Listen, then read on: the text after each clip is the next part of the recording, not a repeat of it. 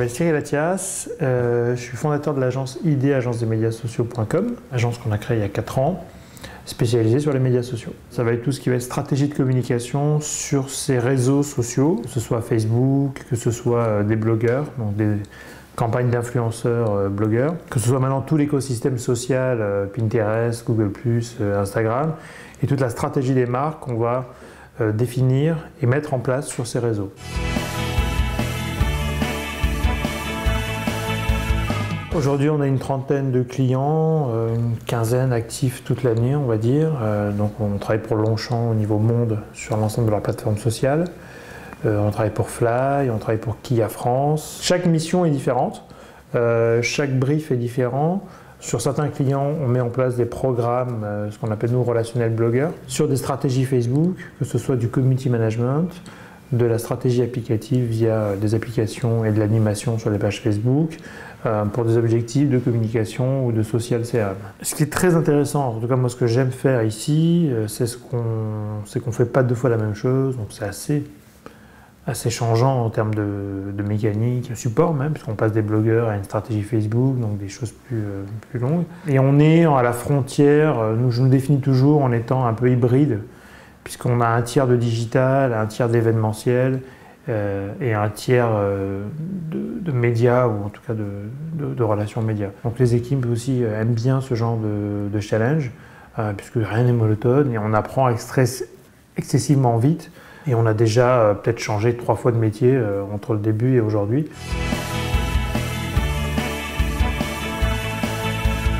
Déjà, on a une demande des clients, donc entre guillemets, il y a une ligne budgétaire à l'année pour les médias sociaux, qui avant a été un petit peu de récupération d'un budget RP, budget digital. Donc on existe quasi officiellement maintenant chez les annonceurs. Donc ça évolue en termes de professionnalisation, c'est-à-dire que les clients sont aujourd'hui un peu plus éduqués sur le média social, ont des demandes de plus en plus fortes et de plus en plus challenging pour nous parce qu'il faut être créatif. Normalement, on va aller vers une verticalisation des supports, c'est-à-dire qu'aujourd'hui, si je suis une marque déco, lifestyle, je vais peut-être plus attacher d'importance à Pinterest, à Instagram, où sont déjà des communautés existantes, que d'aller peut-être faire du Facebook, parce que c'est peut-être pas la plateforme des cibles déco lifestyle. On va choisir aujourd'hui l'écosystème social le plus approprié.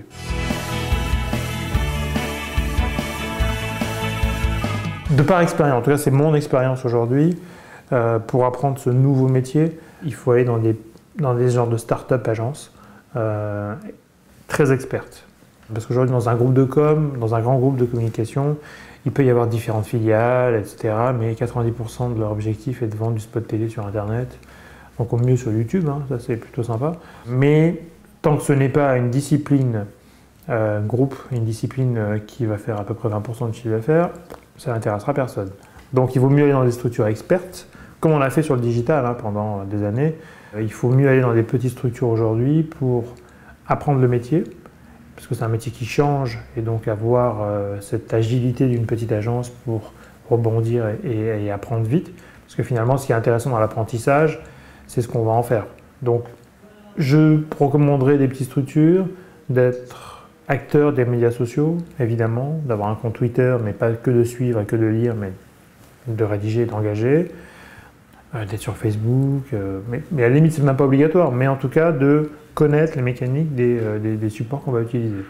Et idéalement avoir un blog, parce que ça permet aussi de comprendre toute cette logique d'influenceur, ou en tout cas de visibilité que peut avoir un article, et de synthétiser des sujets.